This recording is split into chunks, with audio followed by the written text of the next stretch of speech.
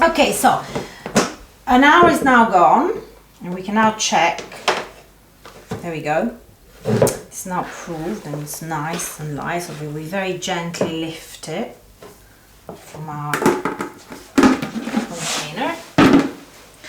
And we now make this into a sausage.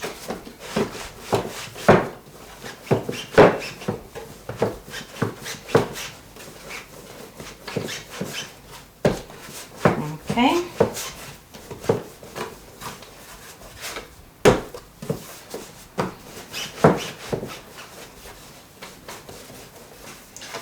You then take a oven tray and we place this onto a tray and make it into a ring.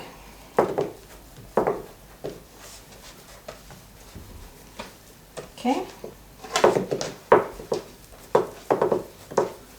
Let me adjust it. At this point the dough is quite elastic, so don't be afraid of breaking it. It won't break. Leave it enough room. So obviously it's going to prove again. So leave it enough room because it will prove again. Make sure you leave a hole which is big enough. And make sure it's the ring is quite even in terms of thickness. You can see here it's slightly thicker, so I'm trying to adjust it to make it an even thickness. Okay.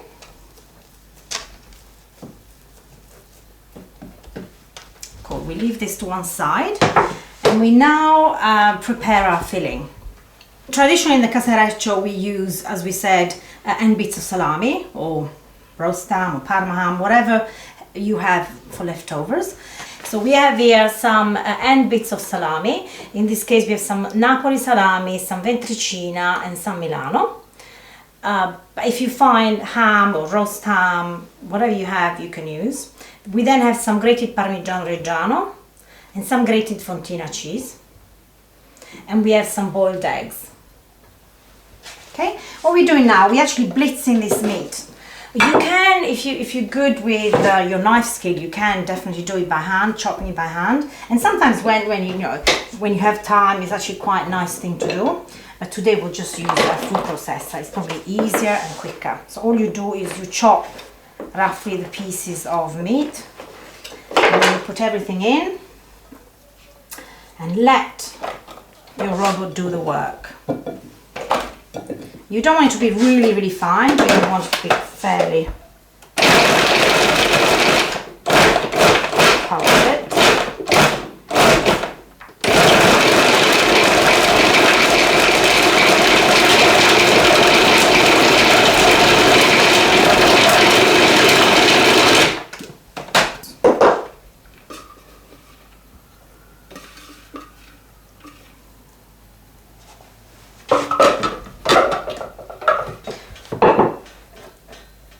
So our meat is nice and finely chopped. Cheese is grated, your eggs are now cut. This had a small chance to prove a little longer, about 5 minutes. We're now ready to fill this ring. So what you do, you cut through, not all the way through, but you just cut so that it gives you the chance to open up. And you can see how this is nicely, you see all the air, it's nicely been proving. So you make a nice space for your meat and egg to go in. I'm going to try and be gentle, but don't be too afraid. Okay.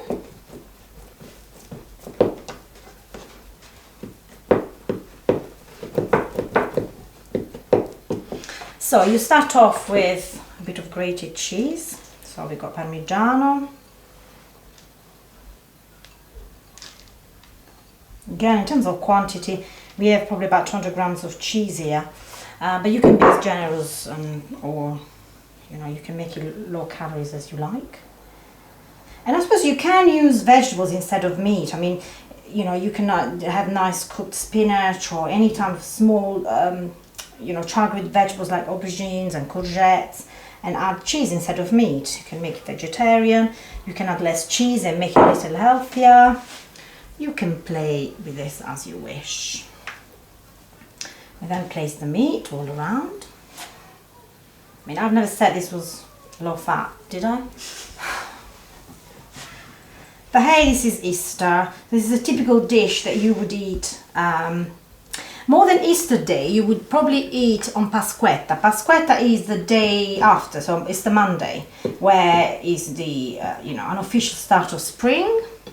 And so all Italians go either on the countryside or to the seaside. Is the unofficial start of that season. Then you put the eggs. So you would take this dish with you to your picnic. I wouldn't add any salt or anything in here because there's enough seasoning from the meat. As I said, at this stage you can use whole eggs, but I find then not everybody gets a fair bit, so that's why we quarter them. It's probably a better idea.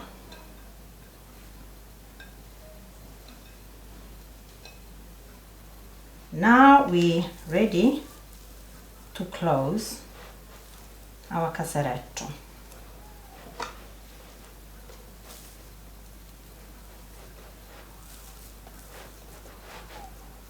And as you close it, you pinch it.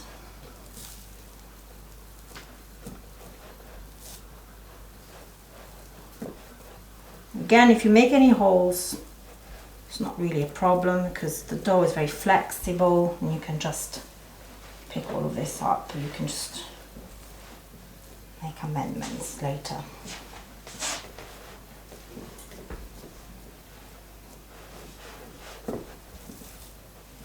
This is a rustic bread. That's what I love about Italian cooking. You don't need to be too precise. You just make it look you know, rustic and homemade, and certainly this looks homemade. And you pinch it, you make sure that everything is sealed in. And that's your chance to then cover any holes you may have had in the process. Okay, all we need to do now is to flour it and leave it to proof for another 20-30 minutes or so. And then we'll be ready to put it in the oven. So what we're doing now is adding some flour. So it would really give you a nice bread look. We cover it, we leave it in a warm place, and we leave it to proof for another 20-30 minutes. It just needs to kind of get slightly bigger in size, and then we'll be ready to put it in the oven.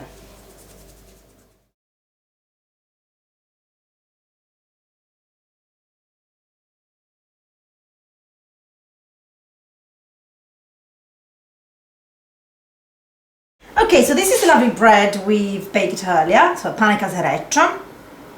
This is a typical thing you would eat either on Easter Day, or even better, you would take with you on Pasquetta, which is Easter Monday, because Pasquetta is the beginning of spring normally, so Italians can't wait to get stuck in and go out for their picnics. So we're going to cut a piece.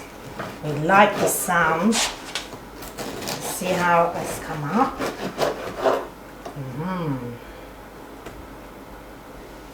Yes. So that's it. So you've got a piece of egg that you can see all the meat and the cheese inside. This is just yummy with a nice glass of wine. Your Pasquetta is done. Another typical thing that you eat either on Easter Day or on Easter Monday is torta pasqualina. From the name Pasqua in Italian means Easter, so torta pasqualina is an Easter cake or an Easter quiche or an Easter tart. Traditionally, torta pasqualina is made with Swiss chard, artichokes and eggs. In this particular instance we've used spinach, and look at that. So your artichokes are nice and thick. This is easily taken into a picnic because it's very filling. Okay. So there we go, 2 dishes, perfect for your picnics this year. Let's hope the weather is with us. So, what do Italians eat at Easter time? Okay, well, definitely something that we'll never miss on any Italian table is colomba. You probably know at Christmas time Italians eat panettone. Colomba is something very similar.